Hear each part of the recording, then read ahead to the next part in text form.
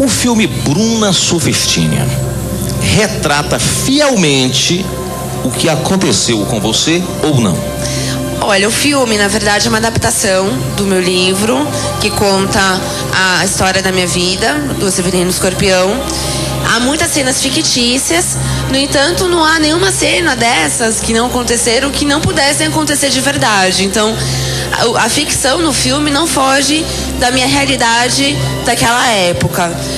No filme eu não tenho irmãs, o diretor e eu também, nós quisemos poupar os meus pais. Essa exposição que o filme traz é uma exposição muito grande. E nós tivemos esse acordo de poupar os meus pais, que eles não precisavam enfrentar essa exposição, não precisava ter cenas que eu acabei contando no meu livro. Por exemplo, quando meu pai me espancou, por merecimento, né? Mas ele me espancou, então não precisava ter essas cenas de agressão, cenas de invadindo muito a privacidade dos meus pais. Você tinha o seu pai como herói ou não? Não tive, porque o meu pai, para uma mulher, principalmente para uma criança, o pai é um herói. A mulher sempre vê o pai como herói. É o significado, assim, é a referência masculina mais forte que a mulher pode ter quando criança. E eu tive esse pai muito presente, até que ele sofreu um acidente quando eu tinha 5, 6 anos de idade. E ele se transformou numa outra pessoa, não por culpa dele, claro, mas ele passou a tomar medicamentos muito fortes. Ele acabou se tornando, na verdade, hoje eu vejo que meu pai se transformou naquele momento um irmão, assim, porque ele acabou se tornando um filho para minha mãe. E então ele deixou muito de ser meu pai, ele deixou de ter essa figura paterna importante para mim, que até hoje faz muita falta. E o irmão, né, que eu não tive, me fez muita falta nisso, que acabei ganhando o irmão no filme. Você ama o seu pai? Eu aprendi que eu o amo, sim, só que eu comecei a valorizar esse amor só quando eu saí da casa dele, só quando eu percebi que, na verdade, eu não poderia os ter novamente presentes na minha vida. Infelizmente a gente acaba valorizando muita coisa na nossa vida quando a gente não tem mais. E foi o que aconteceu em relação à minha família. Eu tenho uma cena do filme, o momento que você sai de casa, e eu quero saber se essa cena retrata realmente o que aconteceu naquela época. Vamos ver o trecho.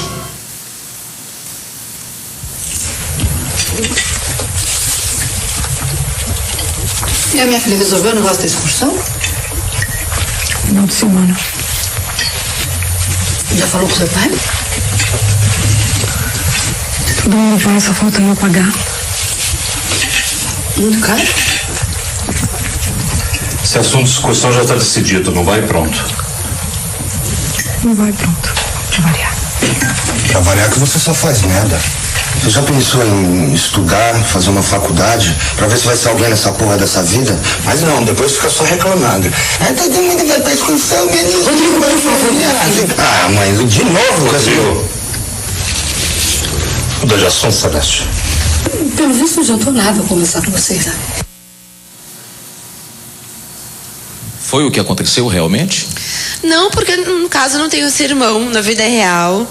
Mas esse relacionamento frio, assim, de sentarmos na mesa para almoçarmos, era comer. Não tinha um contato, assim, de conversar, que geralmente as famílias se reúnem, principalmente no jantar, e aí acabam conversando. Então não tinha esse... Você se sentia amada pelos seus pais, pelas suas irmãs?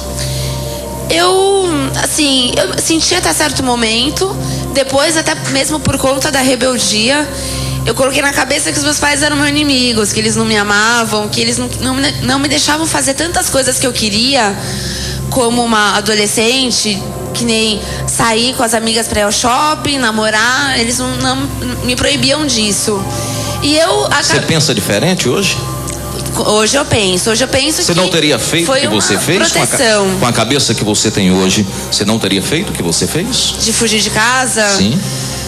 Olha, eu não teria fugido de casa. Eu teria me prostituído do mesmo jeito, mas fugido não. Mas teria se prostituído do mesmo jeito? Ô, Bruna, me fala uma coisa. Bruno, Raquel. Quando você descobriu que era uma garota adotada, você tinha quantos anos? Eu tinha 7 anos quando eu fiquei sabendo. Eles falaram pra você? Minha mãe. Sua mãe falou pra você? Minha mãe estava me arrumando me colocando de fora em mim, para que eu me levasse à escola. E aí houve essa abordagem nesse assunto, que ela comentou que, na verdade, não nasci da barriga dela. E e entrou nesse assunto de adoção. 7 anos de idade. E aí eu levei essa dúvida, só que acabou o assunto por aí. Ela me disse que quando eu crescesse nós conversaríamos mais sobre isso. E eu fui com isso na cabeça pra escola. Você começou a se comportar diferente? Depois que eu entendi a adoção, principalmente porque nesse dia eu cheguei na escola, eu me lembro que eu perguntei pra professora, né, do pré, eu estava no pré, e eu perguntei pra ela sobre adoção. E a maneira que ela me explicou, que foi uma maneira, acho que muito totalmente errada, me fez sentir como se eu fosse como se eu tivesse sido abandonada no lixo e alguém tivesse passado, ficado com dó e me pego pra criar, assim. E pra uma criança de 7 anos, isso foi muito duro, muito pesado. Então eu me senti totalmente abandonada pelos meus pais. Sentimento de rejeição?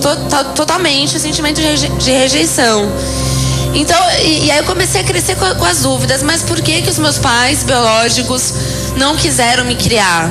Né? Até hoje eu tenho essas dúvidas, até hoje eu gostaria de saber o porquê, eu gostaria de estar na frente dos meus pais biológicos. Mas foi isso que perguntar. Mas foi isso que levou você a rejeitar os seus pais adotivos? Não tem nada a ver. A adoção não tem nada a ver, mesmo porque eu saí da casa dos meus pais 10 anos depois que eu fiquei sabendo da adoção. O fato de fugir de casa tem a ver com a rebeldia, com o fato de estar acreditando naquele momento que os meus pais eram meus maiores inimigos. E eu aprontei muito, eu cometi muitos erros. Eu tinha mania de cleptomania, né? Já tive esse ato assim de sentir prazer de furtar dinheiro da minha mãe, coisas de casa. Mais de uma vez minha mãe me flagrou com a mão na carteira dela, me vendo eu pegar o dinheiro, e aí eu prometia que seria a última vez, que não faria mais isso, e ela acabava me perdoando, e aí eu cometia novamente. Então assim, foi uma quantidade muito grande de erros, porque eu percebi que era errando que eu acabava recebendo a atenção que eu queria, na verdade. Quando eu fazia alguma coisa boa, eu não tinha atenção.